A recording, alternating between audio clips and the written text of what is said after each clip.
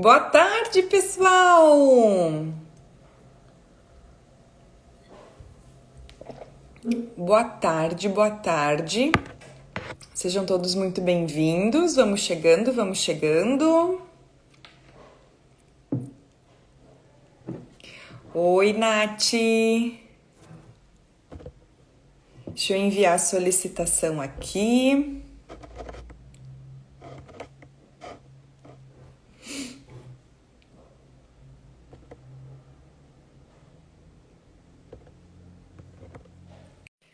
Boa tarde, pessoal. Como estão todos? Oi, prof, tudo bem? Oi, meu amor. Como é Tudo que bem? tá? Bem-vinda. Obrigada. Tudo bem, tudo certo. Que ótimo! Deixa eu só posicionar o meu celular melhor aqui. É Eu desajeitado. postei em cima de um apoio aqui, acho que tá dando pra ver certinho, né? Não, tá super bem. O meu Tá. celular tá de uma caixa de amanditas. Ah, não, eu tô em cima do chapeuzinho de formanda que eu ganhei, daí eu coloquei em cima. Maravilhosa. Pessoal, sejam todos muito bem-vindos. Vamos chegando, vamos chegando, vamos chegando. Fiquem bem à vontade. Oi, professora Chay. A Roberta, quanto tempo, que saudade. Sejam todos muito bem-vindos. Pessoal, então, conforme a rotina já da semana, a Science Week dela é sobre pesquisa. Esse conteúdo, ele é gera bastante dúvida, porque geralmente as pessoas adoram ciência, adoram pesquisa, mas elas ficam um pouco perdidas, um pouquinho atrapalhadas, assim, no sentido de como eu faço? Geralmente as pessoas pensam que para ser um pesquisador tem que fazer de repente um pós-doutorado fora do país, um doutorado, mas é possível começar pesquisa já na universidade, nos primeiros semestres, para se formar e já ter um currículo. Enfim, o mercado de trabalho é bem atrativo da pesquisa. Algumas empresas solicitam o cargo de pesquisadores, não somente na área da saúde, tá, pessoal? Aqui eu tô falando em várias áreas da administração, da contábeis, da parte do direito. Hoje, Nath, quando eu postei o videozinho falando da live, eu tive um insight da frase que eu coloquei, eu até vou repetir ela aqui. O mundo precisa de ciência. E a Claro. ciência da gente. Então, nossa profissional convidada hoje é a biomédica Natália, que foi minha aluna, que é minha amiga, que eu tenho muito orgulho de ter uma colega do teu gabarito. Nath, então eu vou te passar a palavra para tu te apresentar para o pessoal te conhece e depois a gente vai começar o nosso bate-papo. Claro. Então tá, vamos começar então. Eu fui aluna da professora Julie, aí do segundo semestre da graduação a mais ou menos o quinto semestre. Então, foi uma jornada bem grande ao longo da graduação. Tive várias disciplinas ministradas pela professora Julie. O pessoal geralmente me pergunta como eu comecei a gostar dessa área e como eu comecei a me interessar quando eu escolhi pela habilitação de pesquisa clínica. Para quem não me conhece, eu comecei a escolher a pesquisa clínica, acho que desde o início da graduação, sem muito saber o que era pesquisa clínica, como a maioria das pessoas ainda gera bastante dúvida. Quando fui finalizar a graduação, precisava escolher uma habilitação entre as 34 habilitações que a biomedicina oferece. E aí surgiu aquela dúvida. Na época, eu fiquei entre histotecnologia química, para trabalhar com tecidos, porque eu gostava da parte de patologia, e microbiologia. A microbiologia, no início da graduação, não era a minha opção. Eu fui gostando ao longo das aulas da professora Julie, na verdade, fui evoluindo, inclusive, com as notas ao longo.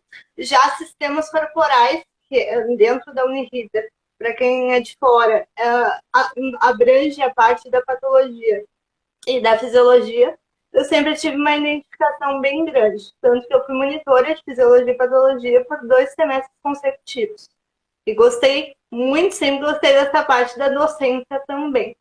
Então, no final da graduação, acabou que eu fui conversar com alguns professores, inclusive fui conversar com a professora Júlia, disse, não, acredito que a microbiologia é um caminho para ti. Depois eu fiquei refletindo, disse, não, mas a pesquisa ainda me chama mais atenção. Acho que eu vou escolher por fazer as minhas 660 horas, então eu fiz o dobro do que precisava de horas do estágio. Fiz as minhas 2 habilitações de biomédica dentro de um centro de pesquisa. Eu fiz o meu estágio obrigatório na Santa Casa de Misericórdia de Porto Alegre, dentro do complexo de Santo Antônio, onde só se atende crianças. Então, as pesquisas, o núcleo de pesquisa de lá eram voltadas para crianças. A pesquisa que eu participava tinha um viés de gastroenterologia, então eu participei de uma pesquisa que tinha ênfase com colite ulcerativa. Inclusive, uma coisa bem interessante do meu estágio, que o Santo Antônio é um dos únicos lugares, praticamente, do país que pesquisa a colite ulcerativa, que é uma doença inflamatória intestinal, que acomete raramente os adultos e as crianças. Geralmente é bem raro mesmo, e o Santo Antônio é o único lugar que atende crianças com viés dessa pesquisa. Geralmente a colite só é pesquisada em adultos. E o Santo Antônio é um dos poucos que atende o viés da criança. Então, nesse centro, o centro é bem pequeno, lá de Santo Antônio. Comigo trabalhava uma enfermeira, que era coordenadora de estudos clínicos, mais uma médica, que era gastroenterologista pediátrica, que ela era a investigadora principal do estudo, que a gente chama de PI. A pesquisa clínica, vocês vão ver que tem bastante termo em inglês. Hoje eu faço um curso voltado para a área da pesquisa clínica, chamado Desenvolvimento Profissional em Pesquisa Clínica. Se quiser me interromper, Julie, fica à vontade. Ou se estiver falando muito rápido, também pode me Tá, interromper, sem problema. eu tô adorando te escutar. Prossiga, meu bem. Certo. E aí, depois disso, com nós duas trabalhava mais uma subinvestigadora. Eu também era médica gastroenterologista pediátrica, tá? Lá no centro só trabalhava nós três e eu como estagiária do centro. Então, existem centros pequenos, como era esse caso, e existem centros maiores. Quando a gente tem a presença de um centro maior, geralmente a gente tem outros cargos, como auxiliar de pesquisa, que auxiliar de pesquisa vai ser quase o faz-tudo do centro de pesquisa, só que com formações variadas, porque dentro da pesquisa clínica não tem uma habilitação específica. Preciso ser biomédico. Preciso ser biólogo. Preciso ser microbiologista. Não existe formação específica. É multiprofissional. Então, tu pode trabalhar. Claro, é muito mais vantajoso tu ter profissionais de saúde que estejam habilitados para aquela área que o patrocinador quer que tu conduza o estudo clínico, tá? E a gente tem a presença, geralmente, de um patrocinador que vai fazer toda a parte de investimento. Então, é ele que vai fornecer o investimento para que o estudo ocorra. Ele pode ser internacional, como era o caso. No Santo Antônio era uma pesquisa internacional, então todo o investimento vinha de fora do país. Então, toda a parte regulatória era em inglês, era internacional, ou pode ser pesquisas clínicas voltadas para a área nacional. Importante notar também que várias áreas podem trabalhar com pesquisa clínica, desde a área alimentícia, né, a área de dispositivos médicos também em alta, qualquer dispositivo médico, quero fazer um marca-passo. Tu vai precisar de um teste antes que este marca-passo seja implantado na pessoa, né? Testado em seres humanos. Tu pode trabalhar com pediatria, que era o meu caso, pode trabalhar com geriatria, gerontologia, que se chama, né? A parte científica. Pode trabalhar, deixa eu pensar em mais áreas, pode trabalhar na área de cosmético, que também várias empresas atualmente estão contratando pesquisadores clínicos só para fazer o gerenciamento desses cosméticos. Boticário, tem bastante vaga.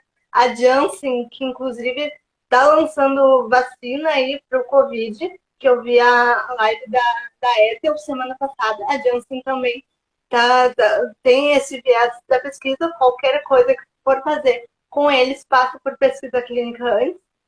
Então, a pesquisa clínica ela tem um mercado gigantesco. Inclusive, quando eu entrei no curso de desenvolvimento profissional em pesquisa clínica, eu achei que era só exclusivamente na parte farmacêutica que se trabalhava com pesquisa clínica, porque eu não tinha total conhecimento. Mas depois que eu fiz o curso, estou fazendo o curso profissionalizante, eu reparei que, olha, vamos abrir os horizontes porque tem muito mais coisa a explorar do que propriamente a indústria farmacêutica. Claro, o farmacêutico ele é muito requisitado na parte da pesquisa clínica, mas não é só ele que trabalha e não é só a área dele que eu posso abranger. Então, tem várias áreas a ser explorada aí nesse contexto, né? Então, é uma carreira gigantesca que dá para fazer na parte da pesquisa clínica. É importante notar que as duas pesquisas elas são científicas, mas pesquisa científica puramente dita e pesquisa clínica tem diferenças. Inclusive, eu sei que a professora Chayane ela divulga muitas vagas na área da pesquisa clínica e coloca para biomedicina. E eu sempre digo, prof, coloca que é para pesquisa clínica, não especificamente para biomedicina, porque o aluno já vai sabendo o que ele vai encontrar na vaga. Porque existe uma diferença entre pesquisa científica e pesquisa clínica. A pesquisa científica é mais voltada para a área acadêmica e a parte da pesquisa clínica é mais voltada para a área de testagem em seres humanos. Pesquisa clínica, a gente busca informações em seres humanos. Em ensaios clínicos, a gente vai testar esse medicamento, ou esse fármaco, esse cosmético, esse dispositivo médico, antes que ele chegue no mercado. Então, por isso que no Covid a gente fala em fase 1, fase 2, fase 3 e fase 4. Por exemplo, lá no estudo do Santo Antônio, eu participava de um estudo de fase 3, ele já era multicenter. Então, o estudo já estava recrutando pacientes para a testagem do medicamento que estava em testagem, né, digamos assim. Então, é importante saber essas diferenças. As duas são científicas, mas a clínica é diferente da científica. Tu fazer IC é iniciação científica para trabalhar com uma pesquisa científica. Vai fazer a testagem, a experimentação, por exemplo, em animais dentro do laboratório. A pesquisa clínica não precisa ocorrer dentro de um laboratório. Ela pode ocorrer dentro de uma clínica, dentro de um centro de pesquisa, desde que estes locais acompanhem o regimento em vigor, que é RDC 305, né, prof? 305, que é a RDC que regulamenta todos os locais da área da saúde. Então, é importante notar bastante essas diferenças. Não sei se a Adri quer colocar mais alguma coisa. Sim, eu vou fazer umas pontuações nos teus comentários, mas antes eu só vou ler aqui que a Prof. Chay comentando. Nath, conta para nós a tua opinião sobre a questão da bioética na pesquisa clínica. Então, antes de tu responder, eu ia entrar nesse gancho. Então, eu vou fazer meu comentário. Não, é muita sintonia, parece, né? Que a gente essa pergunta, que querida. Claro. Então, assim, pessoal, o importante é o seguinte, ó. Independente da pesquisa que tu estejas inserido, a gente sempre começa pequenininho. Não tô querendo menosprezar, mas a pesquisa, assim como qualquer outra área, ela precisa de um caminhar. Então, na iniciação científica, por exemplo, a primeira coisa que a gente faz é ler muito. Ler.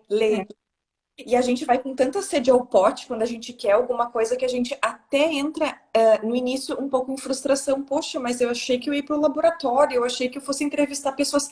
Essa etapa ela vai chegar. Mas uma pesquisa, ela não acontece da noite para o dia. Uma pesquisa também não acontece de forma individual. Pesquisa é equipe e equipe tem planejamento da execução.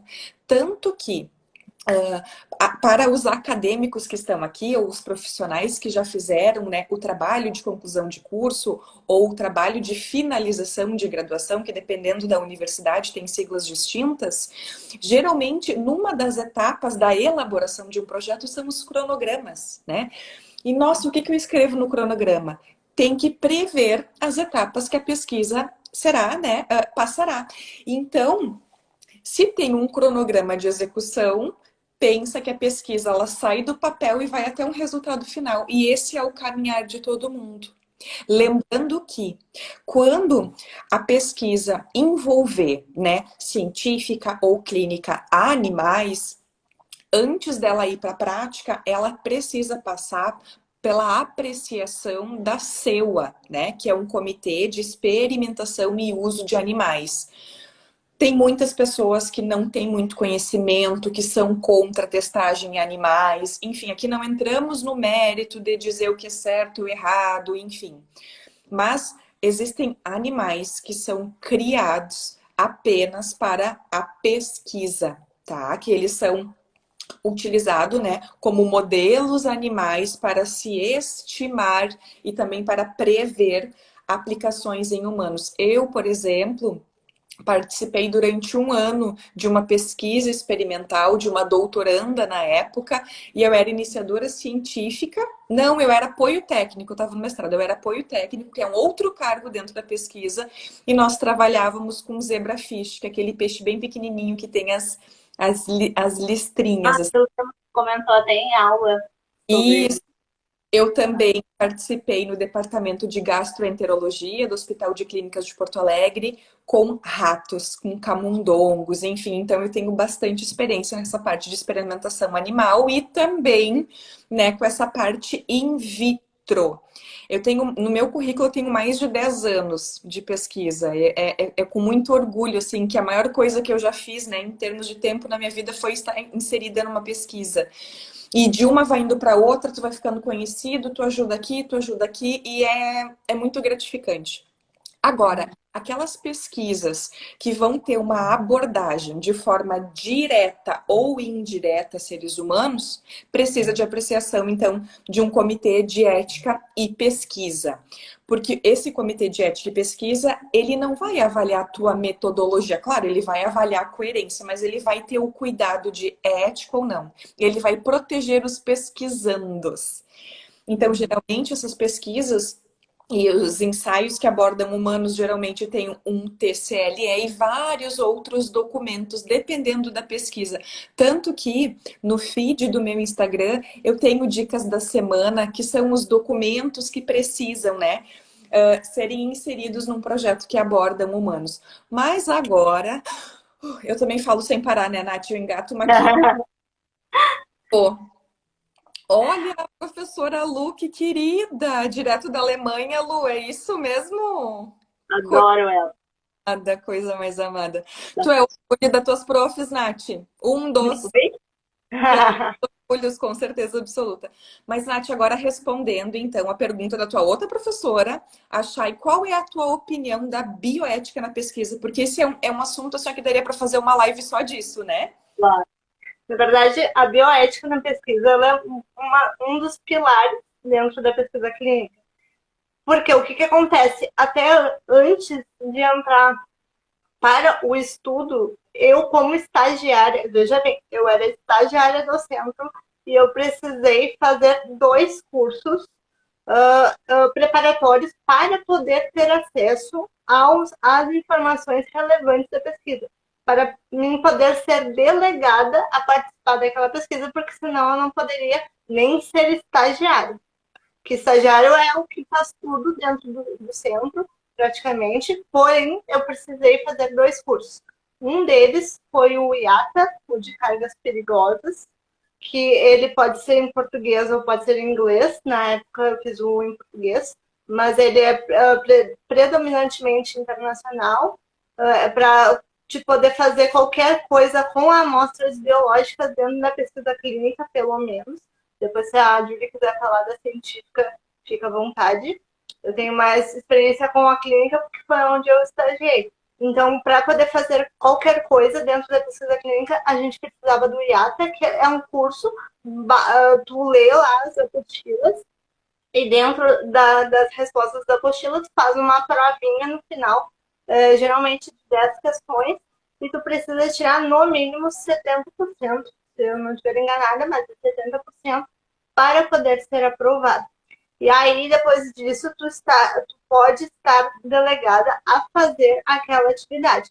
Mas tu só está delegada se o patrocinador liberar.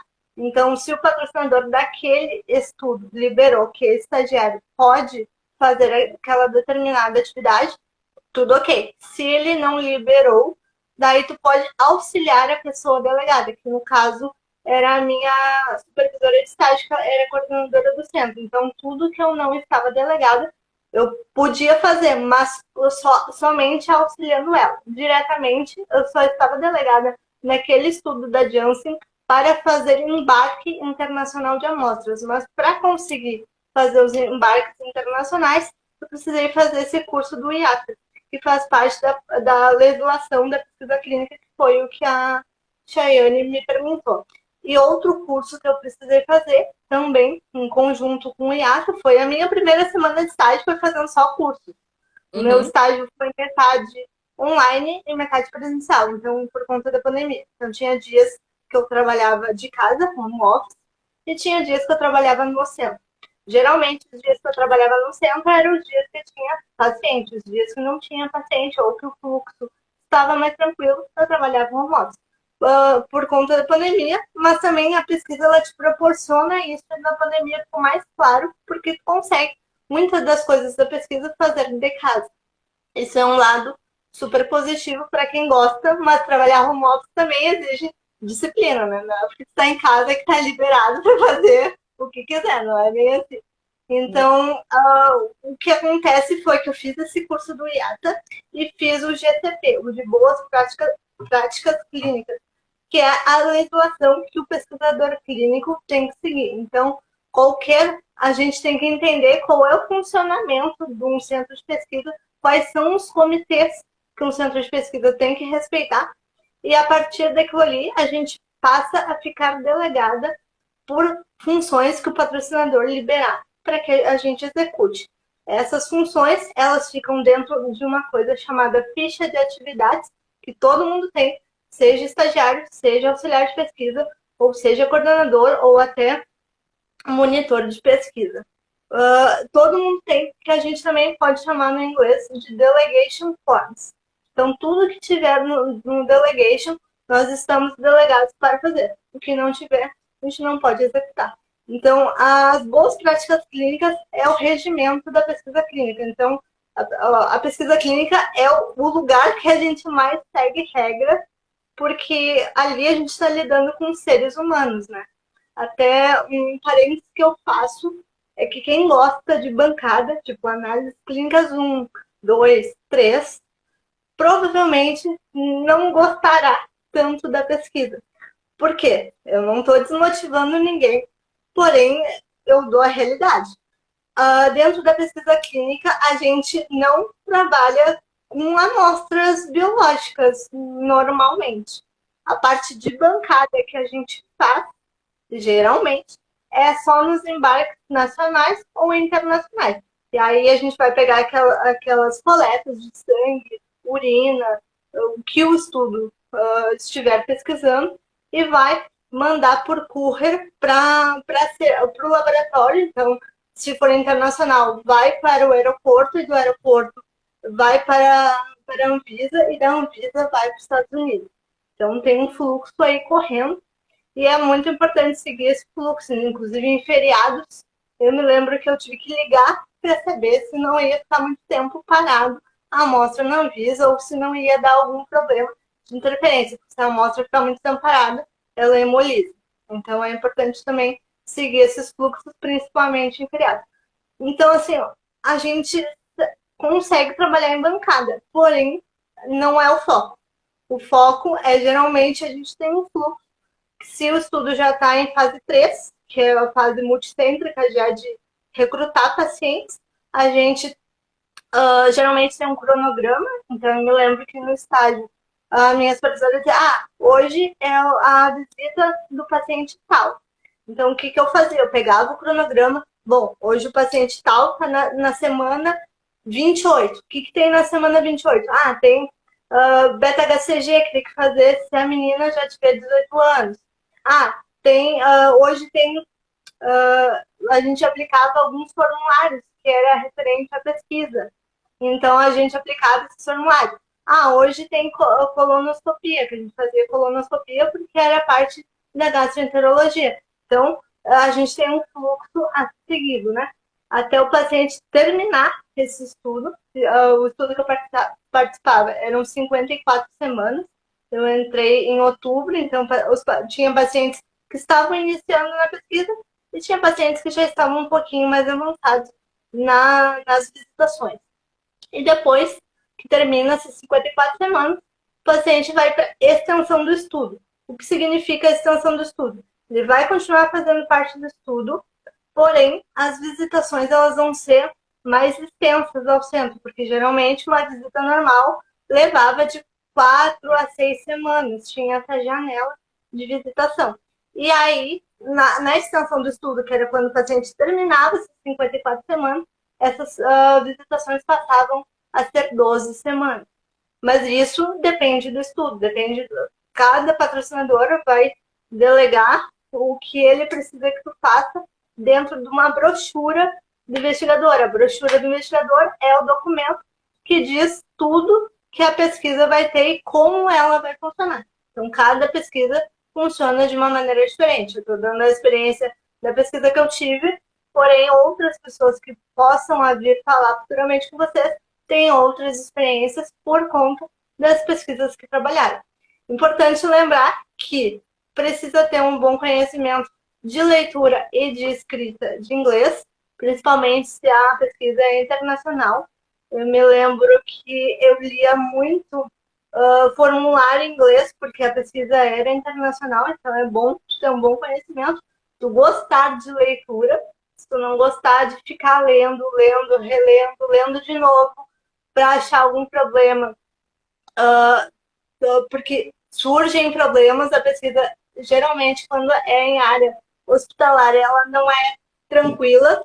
A gente diz que a gente trabalha, a gente faz um planejamento, mas a gente trabalha por prioridades.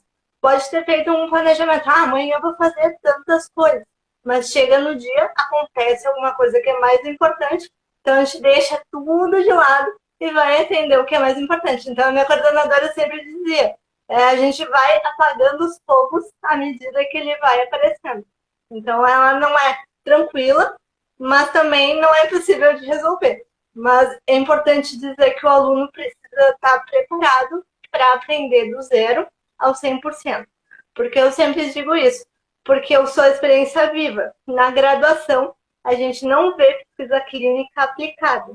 A gente vê um pouco de pesquisa científica na parte de bioestatística, bem por cima, e aí a pesquisa clínica fica de lado.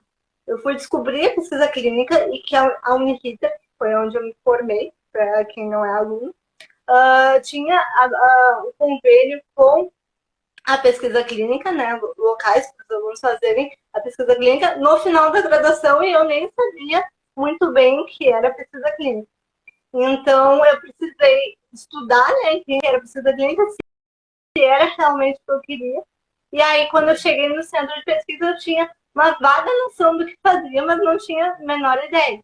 E eu sempre digo que eu caí de paraquedas, porque é uma experiência que você tem que estar preparado do zero ao 100%. Eu digo que todo o aprendizado que eu tive dentro da pesquisa clínica, que foram muitos, porque o centro de pesquisa lá era pequeno, então, como só trabalhava diretamente com a pesquisa, eu e a minha supervisora de estágio, que era coordenadora do centro, então tinha dias que ela precisava estar fora do centro de pesquisa por algum compromisso e afins que ocorrem, e eu ficava sozinha. Então, eu tive que aprender a gerenciar também de forma sozinha, com o auxílio dela, às vezes por WhatsApp, com o WhatsApp ligado, vamos trocando informação. Eu digo que nos 2 primeiros meses eu tive receio, como qualquer estagiário, e aí a partir do quarto, quinto mês, eu já estava super confiante no que eu estava fazendo. Eu me lembro que nas últimas 3 semanas de estágio, minha coordenadora precisou sair por conta de um problema de saúde, e eu fiquei somente eu no centro de pesquisa. Eu, com a subinvestigadora, que é médica, mas ela é predominante médica, então ela não está sempre no centro de pesquisa. E a investigadora principal, que também era médica, mas nem sempre estava no centro de pesquisa.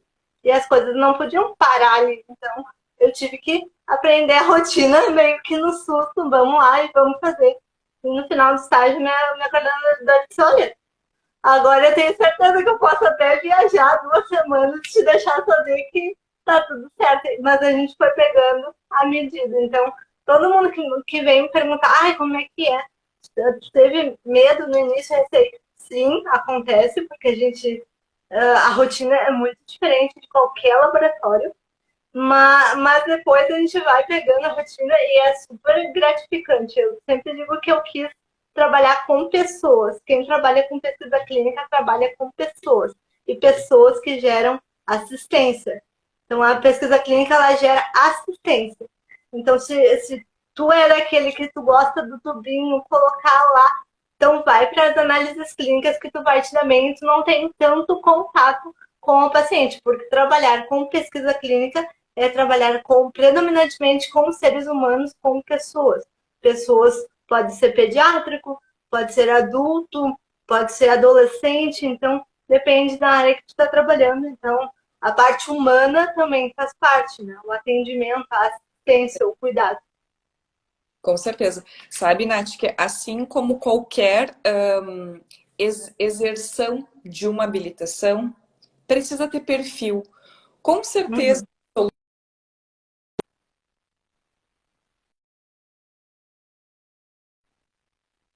Travou aqui para mim. Sim, Não te escutei. entrou uma ligação aqui, já cancelei. A gente estava conversando sobre perfil, né? Então, é super importante. Então, assim, ó, quem trabalha com pesquisa me lembra muito o perfil de gestão, de auditoria, essa parte de consultoria, que é a parte que eu também trabalho. Porque precisa, como tu já bem falaste, ficou super claro, tem que ter predisposição para leitura, não tem que achar um saco ter que ler, né? Tem que escrever, tem que ter um domínio de uma outra língua, né? Do inglês, talvez do espanhol também, enfim. Mas mais do que isso, gente, organização. Mais do que nunca, parece que as coisas estão bagunçadas, as pessoas estão bagunçando ainda mais. As pessoas, eu noto assim, num cunho geral, que as pessoas elas estão muito dependentes, no sentido é muito mais fácil tu perguntar do que tu buscar. E a informação. Então, assim, ó, o perfil de um pesquisador é um perfil investigativo. Eu não estou dizendo aqui que não tem que perguntar. Graças a Deus que a gente tem para quem perguntar. Mas antes de perguntar, já vai, eu olhei aqui, não achei, enfim. Então, assim, ó, essa parte de organização, ela é excepcional.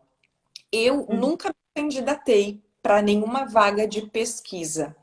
Quando eu iniciei a pesquisa lá na década passada, enfim, eu era bolsista, né? Bolsista. Então, assim, eu era inserida em pesquisas que já estavam em execução de mestrandos, de doutorandos, e a gente brincava assim, ó, que o pesquisador tinha um bolo, que ele cortava uma fatia do bolo e dava para Julie. Julie, isso daqui é contigo. Mas claro, né, gente, não é assim, te vira. Né? É, às vezes até é. Mas assim, É. né? Vamos mentir aqui pro pessoal também, mas o negócio, gente, é habilidade, é jogo de cintura, é comunicação. Como vocês viram o perfil da Nath, para quem não conhece, a Nath é super comunicativa. E a Nath não manda recado, ela fala. Isso é muito bom. Então, esse é outro ponto extremamente importante, assim, ó, proatividade para trabalhar com pesquisa. Porque se tu não pergunta nada, no sentido assim de pedir ajuda, de pedir uma orientação, pede um manual para ler, ninguém vai, ó, lê isso daqui. Vai atrás, vai atrás. E dentro da pesquisa é importante, eu vou pegar esse teu gancho e já vou colocar outra colocação para o pessoal. é importante notar que tudo na pesquisa tem manual. Então, tu tem manual da centrífuga, tem manual do freezer, tem manual do termômetro, tem manual para leitura, para ocorrer, para ver como vai ocorrer a pesquisa e qual vai ser as etapas que aquela pesquisa vai demandar. Então, assim, a minha coordenadora sempre dizia, se tu tá com dúvida, volta no protocolo, lê o protocolo, olha o protocolo, e aí no protocolo eu vou te dizer, não, tá tal coisa. Eu me lembro que o protocolo da pesquisa que eu participava era na média de 314 páginas. Claro, tu não vai decorar as 314 páginas, tu não vai saber isso de cor. Às vezes ela estava num procedimento cirúrgico e geralmente eu ficava na sala de cima, porque como a gente era sozinha, tinha que ter alguém na sala de cima para ajudar. Então ela dizia, ai, Natália, a doutora perguntou tal coisa, tu pode olhar no protocolo para mim? Eu dizia, meu Deus, que página que é isso? Eu botava um Ctrl F, bem básico, Ctrl F no computador, botava a palavra-chave que eu precisava achar e eu lia, literalmente lia o que precisava. Claro, tem que ter uma boa interpretação de texto para não passar uma informação errada naquilo ali. Então, é importante lembrar que tudo tem protocolo. Me lembro que as primeiras vezes que eu fiquei sozinha, que ela precisou sair, enfim, do centro, ai, por alguns instantes, eu disse, bom, eu vou ler todos os protocolos do freezer, da centrífuga, porque se acontecer alguma coisa, se alguma coisa apitar, eu sei onde apertar, porque eu tô sozinha, eu não vou deixar a coisa ocorrer e ficar apitando até ela voltar. Até porque a gente tem que ter consciência coletiva, entender que aquilo ali é uma medicação, é algo importante que está sendo executado. E que se passar do prazo, ou se tiver alguma intercorrência, aquilo vai interferir diretamente na pesquisa. A pesquisa vai parar, vai precisar vir um relatório para o patrocinador. E aí o patrocinador vai decidir quando que a pesquisa vai retornar e como ela vai retornar. Então é um transtorno que muitas vezes o pessoal que está de fora não enxerga, acha, o pesquisador foi lá, atendeu o paciente, foi embora, deu, acabou a pesquisa. Não é assim, tem muita coisa por trás que só quem trabalha na área vai saber.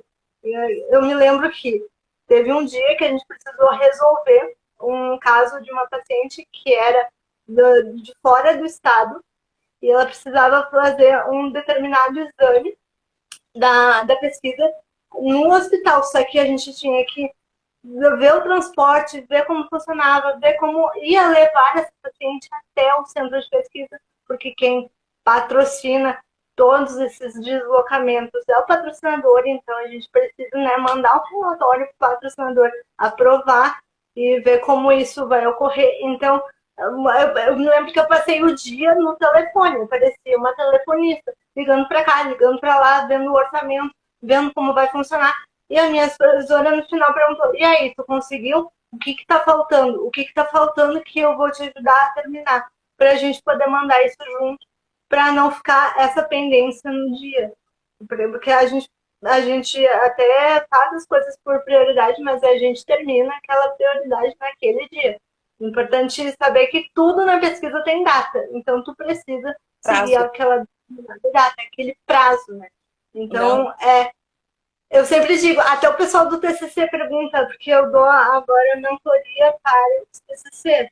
Ela diz, ai, Nath, mas eu posso, quem sabe, entregar na semana que vem. Eu digo, mas o teu orientador pediu para essa semana que vem?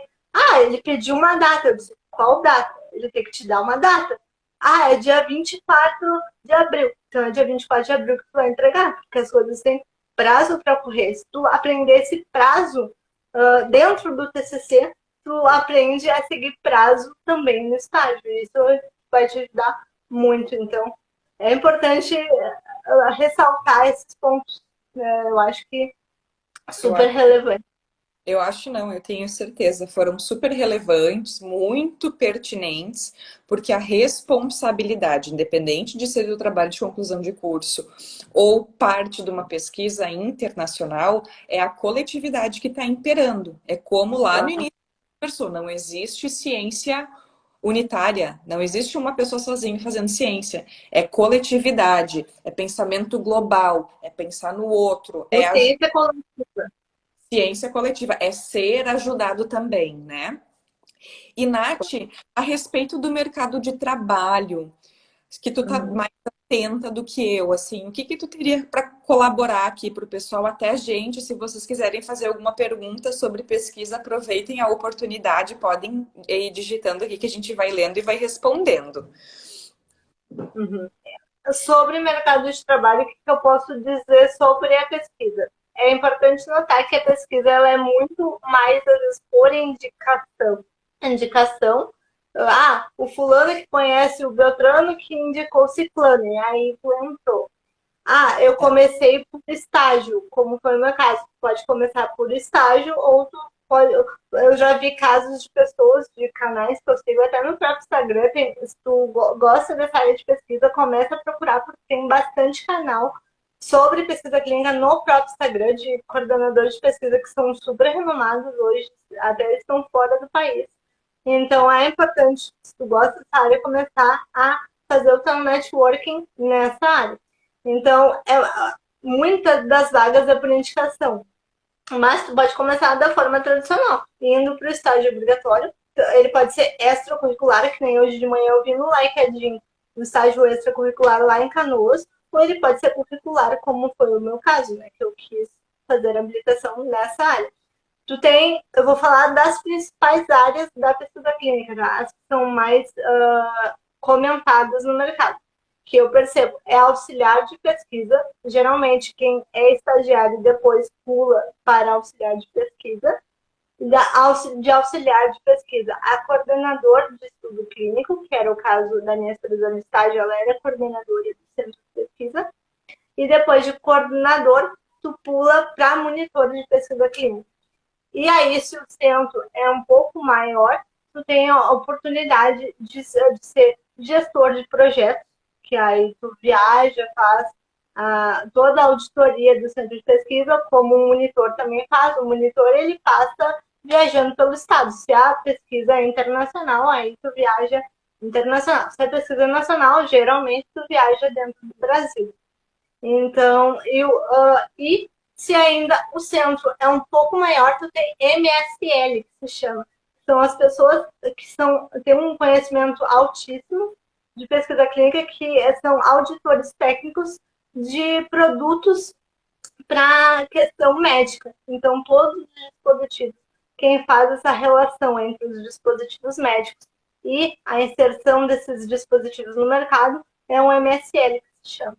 Então, e geralmente o salário do MSL, logicamente, é maior do que um de auxiliar, né? Então, o MSL, pelo que eu vi no último censo da pesquisa, claro que isso varia de empresa para empresa, nenhuma informação que eu estou dando aqui é extremamente exata, porque isso depende de empresa para empresa. Então, varia bastante, mas um MSL ganha de 15 a 20 mil reais, dependendo do estudo também e do tamanho do centro de pesquisa. Um auxiliar de pesquisa, que é depois do estágio, geralmente, ele ganha 2.300 a 3.200. E o coordenador já ganha intermediário, de 3.200 a 4.200. Importante notar que essa remuneração depende se tu é autônomo ou se tu é CLT. Se tu é CLT, dependendo do centro de pesquisa do trabalho e tamanho, o salário vai variar. Se tu é autônomo, geralmente tu ganha por paciente atendido. Então, tu ganha por atividades. Então, a pesquisa tem 5 pacientes, então tu vai ganhar um valor X por paciente. Né? Então, é sempre a pessoa que está sendo o teu gerente que vai te pagar mensalmente, digamos assim. Mas o salário da pesquisa varia de acordo com o teu conhecimento, de acordo de qual foi a empresa que tu entrou, qual é o gabarito, digamos, dela. É claro que se tu entrar numa Janssen da vida internacional, o teu salário vai ser maior do que propriamente outras empresas, por exemplo. Empresas farmacêuticas, geralmente, pagam mais do que propriamente pesquisas separadas em centros de pesquisas, né? Não sei se ficou claro. Para mim, sim. Eu acredito que para o pessoal também, e se caso não tenha ficado, né? Esse horário é nosso, tá todo mundo junto, é só fazer as perguntinhas aqui que a gente responde. Por que que eu lancei essa pergunta para a gente conversar um pouquinho sobre essa parte de trabalho, de remuneração, porque, querendo ou não, esse é um fator que impacta as nossas decisões, né? Porque Claro, a gente vive num mundo que precisa de dinheiro para se claro. manter, né? E de acordo com as habilitações que os profissionais da área da saúde, né, podem exercer, essa não é a que paga menos. Não Não, é. Não não. é. Até porque ela é muito abrangente. É que nem eu falei, tu tem várias áreas para explorar. Então, não é. Então, assim, ó, tu pode ir de vacina a alimentos. E se tu me perguntar, eu estou dando um salário geral, mas como eu falei, dependendo de empresa para empresa, teu salário muda e qual é a tua função. Então, tu tem que ter noção de onde tu está hoje, qual é a posição que tu ocupa hoje, até onde tu quer chegar. Porque eu vejo, eu faço o curso de desenvolvimento profissional em pesquisa clínica, a empresa de São Paulo, e de região para região, dependendo do centro que tu trabalha, São Paulo, Rio Grande do Sul muda o salário. Então, exato, muda de região para região. Então, assim, muda de cargo para cargo. Eu já vi pesquisador júnior. Aqui no Rio Grande do Sul não tem muitos pesquisadores júnior, mas para São Paulo tem vagas para pesquisadores júnior. Ah, eu já vi assistente de pesquisa um, assistente de pesquisa 2, 3, 4. Então, de novo, depende do tamanho do centro e qual é a posição que atualmente tu ocupa. Eu estou dando uma trajetória comum, que geralmente as pessoas fazem, de estagiário para assistente, de assistente para coordenador, de coordenador para monitor e de monitor para MSL. Mas eu já vi pessoas que o sonho da vida delas era ser MSL, né, dispositivos médicos hospitalares, mas acabou se encantando tanto por trabalhar num centro de pesquisa e continuou como coordenador de pesquisa dentro de um centro. Então depende. Por isso que quando a Julie pediu para mim montar o roteirinho, eu ainda botei entre parênteses. Carreira é muito particular e aonde tu quer chegar. Uhum. Hum. E outra, né, Nath? Talvez o pessoal esteja meio encabulado, mas assim, eu pergunto e eu mesmo respondo. Dúvidas muito comuns, assim, ó, que chegam para mim, e eu vou aproveitar a oportunidade porque é bem nesse gancho, assim, ó, prof, eu quero fazer. Aí é na parte da pesquisa, mas ela é do ladinho dessa tua. Prof, eu quero Uhum. fazer pesquisa, eu quero fazer mestrado, eu quero dar aula. Ninguém explica pra gente o que que tem que fazer. Sim, Hum. ninguém me explicou como eu fazia também, eu sofri bastante. Já. Olha, não conheço ninguém assim, ó, que tenha saído de uma experiência de pesquisa, tipo, uau, que show, que né? Enfim, Não. então assim, ó, gente, primeira coisa, prezem pelos bons relacionamentos. Lembra, Nath? Com certeza absoluta, olha, não foi nenhuma, nem duas, nem três vezes que eu falei isso. Quando você se forma, é você e colegas de sala de aula e de instituições do estado, do país e do mundo inteiro que também estão lá com diploma e estão buscando um lugar ao sol. O que que vai ser a diferença dos movimentos? É como se fosse um grande tabuleiro.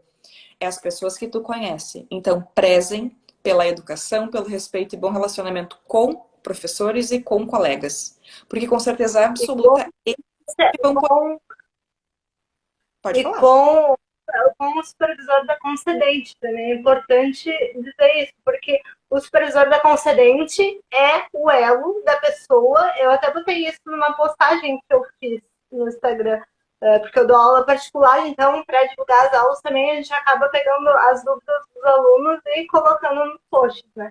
Então, Sim. assim, a relação do teu supervisor de estágio com a tua profissão também é muito importante. Eu saí do centro de pesquisa, a minha supervisora é um amor de pessoa, é um amor de pessoa, e eu tenho ela no WhatsApp. Semana retrasada, ela me chamou, Natália, o que tu acha? Eu quero uma opinião tua. E ela me chamou no WhatsApp. Então, assim, mantenham a relação entre supervisor de concedente e você, porque é o melhor caminho que tem. Porque aí, se você foi um bom estagiário, né, executou um bom trabalho, com certeza depois essa pessoa vai lembrar do teu trabalho e com certeza vai te indicar para outros locais, né? Com- Ontem, inclusive, ela me mandou uma palestra do CEP Connect para participar. E eu disse, não tinha visto, porque eu sempre estou acompanhando os circulares da pesquisa que saem, até por conta do curso que estou executando. E aí ela me mandou isso, não tinha visto, muito obrigada, vou participar. Ela, não, claro, sempre que eu souber de alguma coisa, vou lhe enviar. Então, assim, manter a relação entre a concedente e você também é muito importante. Além da minha supervisora de estágio, que era a coordenadora do centro, eu mantenho relacionamentos com a doutora, com as duas doutoras que trabalhavam comigo. Inclusive, uma delas, semana retrasada, divulgou o meu trabalho. Então, manter os relacionamentos, seja da biomedicina ou não, é muito importante. Concordo plenamente, plenamente. Sabe, Nath? Eu sei que para quem. Ah, deixa eu só responder a pergunta da Chagui. O HCPA, que é o Hospital de Clínicas de Porto Alegre, abre seleção, né? Abre sim, Chay. E eu, o início da minha vida, né, da minha trajetória, foi através de um processo seletivo. Então, assim, né, gente, dúvidas bem comuns. Eu não ia falar isso, mas agora eu esqueci, mas me veio outra coisa, assim, para não esquecer de falar para vocês. É assim, ó, é querer e não saber como fazer. A gente já até comentou aqui, mas a gente engatou outro assunto e eu acho que eu não acabei finalizando o raciocínio. Primeiro, investiga. Não achou tuas respostas, pergunta para quem tu sabe que tem conhecimento ou alguém que é tua referência. Se essa pessoa não souber, ela vai com certeza te indicar alguém para te ajudar. O mundo é feito de apoio e as pessoas ajudam as pessoas, né? Então, assim, hoje tu ajuda, amanhã tu é ajudado. Isso é uma coisa assim, super básica e acho que as pessoas podem praticar até um pouquinho mais isso, né? De ajudar e ser ajudado. Só para vocês terem uma ideia, eu sou uma biomédica bem antiga do estado, enfim, né? Meu CRBM é de 3 dígitos. E eu entrei na graduação, independente da minha formação, tá? Eu entrei na graduação querendo ser professora. E eu não sabia a menor ideia como acontecia isso.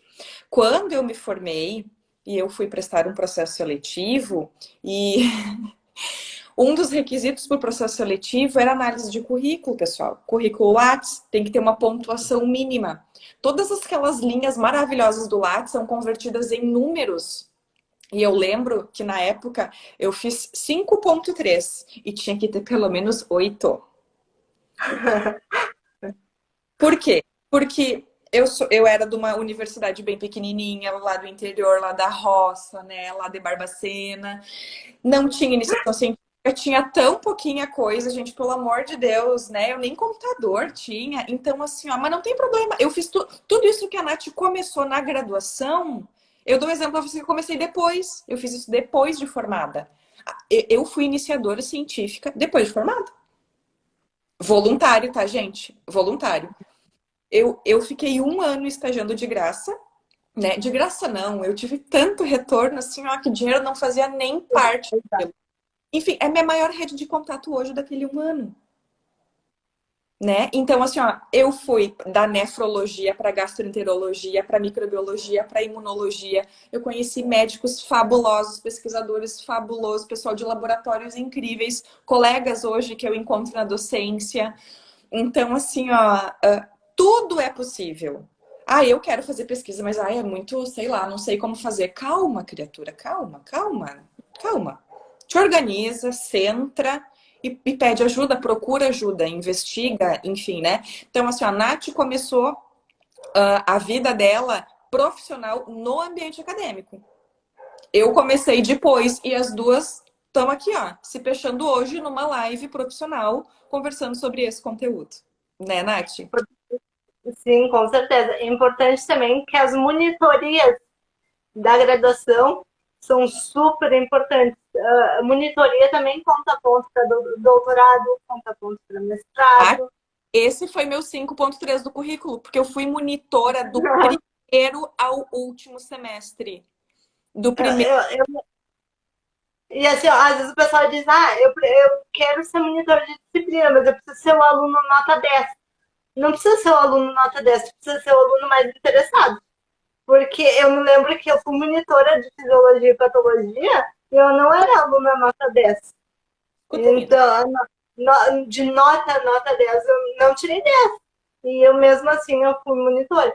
E dei aula porque eu gostava de dar aula, eu dava resumo para os alunos, que eram os resumos que eu fazia para mim estudar, e os alunos diziam, nossa, a tua monitoria é tão boa, a gente aprende às vezes mais do que a gente imagina dentro da sala de aula.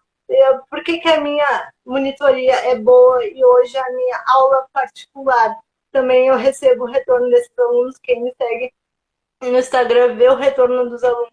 Porque eu posso até não ter ainda a formação necessária como mestrado. Eu vou começar a pós-graduação Lacto Sensu no meio do ano, estamos planejando para começar no meio do ano. Eu faço o curso de desenvolvimento profissional em pesquisa clínica, que eu decidi fazer primeiro porque é importante para o mercado da pesquisa, mas ele não é lacto sensu, mas ele é primordial para a área da pesquisa, então eu decidi começar por ele. Então, assim, e Escrito. hoje eu... Oi? A tua pós-graduação é escrito senso. É isso? Isso, ela não é, ela é um curso profissional, Perfeito. um curso profissionalizante. Entendi. Ela, Maravilhoso. então, ela é a única, a Invitari, que é onde eu faço o curso, a empresa, é uma das maiores dentro da pesquisa clínica e uma das únicas. Se tu pesquisar pós-graduação em pesquisa clínica, não existe. Então, assim, é só essa empresa, mas ela é muito boa, ela é uma das referências no mercado para pesquisa clínica. Tem cursos de curta duração, cursos de média duração. O meu curso é de 4 meses, mas a minha supervisora de estágio me disse que já fez cursos de 2 dias, 3 dias. Então, depende do seu objetivo que você quer fazer, né? Então, as monitorias, elas são de suma importância, elas contam para mestrado e doutorado, e importante, não precisa ter a formação, mas só pelo fato de tu ser aluna e de ter as mesmas dúvidas dos alunos, acaba tu explicando de forma mais simplificada e o aluno entendendo porque tu é colega, não é o professor, o dotador do conhecimento. Claro, o professor é importante, mas às vezes um colega explicando 40 minutos antes da prova, tu aprende mais com um colega do que com o professor, né? Por tu ter Isso as mesmas. é didática, é jeitinho, e eu concordo contigo, e é verdade. Tem muitas pessoas que têm dificuldade de se expressar e aquilo não fica entendido, as coisas ficam soltas, tipo assim, jogadas, assim, né? Uhum. Então, mas, Nath, tu vai te dar muito bem no mercado da docência. Bom, eu já te falo isso, né? Tô falando aqui em público, que eu visualizo isso. E, assim, uma coisa bem importante, eu não sei se vocês têm ciência, mas no momento que uma pessoa se candidata a um processo seletivo para trabalhar, né, com uma pesquisa de sua autoria, não somente sua, mas que você tem a linha de frente da sua equipe, por exemplo, um mestrado, é preciso de carta de recomendação de professores.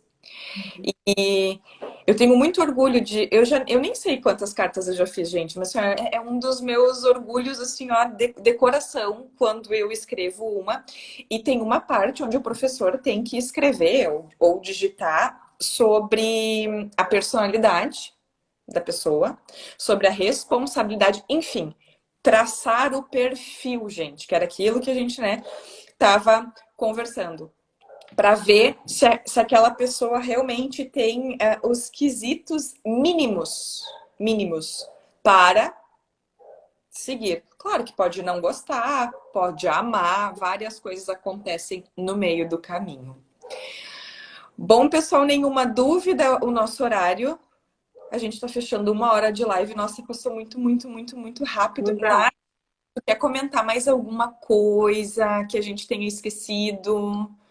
Não, acho que era isso. Se o pessoal tem mais alguma dúvida, era as aplicações, né, da pesquisa clínica, a carreira, como entrar no mercado de trabalho e a minha trajetória dentro da pesquisa. Então, acho que a gente conseguiu abranger a maioria das colocações que a gente tinha feito anteriormente à live. Então, acho que é isso. Acho que se o pessoal gostou da pesquisa, eu sou super aberta. Já vieram vários alunos que hoje vão iniciar seus estágios me perguntar se eu gostei da pesquisa clínica. Eu sempre digo que foi a melhor escolha que eu fiz. Na minha aplicação, eu adorei, apesar de ter iniciado do zero e depois ter aprendido, tudo ter aprendido no estágio, tu tá de super, que é super abrangente e inovador. Então, é um belo caminho aí de carreira para seguir. Quem quiser conversar sobre, eu fico super à disposição. É isso aí, Nath. Olha, mais uma Science Week realizada com muito sucesso, porque o grande objetivo, né, da Semana da Ciência, ou a Ciência da Semana, é justamente levar um pouquinho de conhecimento. Eu não sei tudo de tudo, a Nath não sabe tudo de tudo, mas a gente sabe muito de um pouco. Então, esse muito de um pouco que a gente sabe, a gente se propõe, né, uma vez por semana para vir aqui bater um papo para vocês aumentarem o network, ó. Para quem não sabia que a Nath é super fera em pesquisa e muito em breve vai ser referência nisso. Com certeza. Importante também, eu estava quase esquecendo. Semana passada eu falei do Clinical Trials na live da Ethel. É super importante porque quem gosta de pesquisa, lá tem todas as pesquisas que estão com recrutamento aberto e que o patrocinador pode mandar um e-mail para o patrocinador, ó, se representando tudo bem, meu nome é Natália, gostaria de fazer parte do seu centro de pesquisa como auxiliar, como estagiário. Claro, pode receber um não, como pode receber um sim. Então, fica a dica aí, é clinicalprayers.gov. Fiquem acompanhando as pesquisas que ocorrem, porque lá tem pesquisa tanto nacional quanto internacional. Perfeito. É bem para encerrar com uma dica preciosa, né? A cereja do bolo, encerrar com ouro. Pessoal, queridos, assim, ó, eu fico tão feliz no momento da live, porque eu vejo tanta gente amada aqui, assim, ó, meus beijinhos Ai, eu não enxergo o chat. em vocês, coisa mais querida, que saudade que eu tenho. Nossa, olha, gente, obrigada por estarem aqui com a gente nesse horário da tardinha. Eu tenho aula da minha pós-graduação, daqui a pouquinho a Nath tem aula da pós-graduação dela e a gente conseguiu fazer a live que batia nossas agendas às 5h30. Geralmente é um pouquinho mais tarde. Mas, Nath, meu amor, muito, muito, muito obrigada, tá? Por estar presente na quarta Science Week. Quarta Science Week? Quarta Science Week. Meu Deus do céu, já faz um Daqui mês. a pouco eu já estou na 20ª. Amei. Oremos, oremos. Mas obrigada, Nath, por confiar em mim, confiar na proposta, né, da Science Week, que é levar conhecimento, porque quanto mais, melhor. E se a gente conseguir influenciar e positivar a vida de uma pessoa, é saldo muito mais que positivo. Então, meu agradecimento pelo convite. Muito, muito, muito obrigada a todos vocês que estão aqui presentes. Ó. Mil beijos. E quero pedir Adorei a desculpa, presença de todo tá? mundo. Bagunçada aqui. Vocês não precisariam me ver, né, com essa cara de louca, mas eu tô fazendo, Faz parte. né, fazer o quê? Mas não tem problema, o que importa é o conteúdo. Com certeza. Faltando eu dar as minhas julices, né? Mas agora no finalzinho pode. Nath, de coração, muito obrigada. Pessoal, fiquem bem.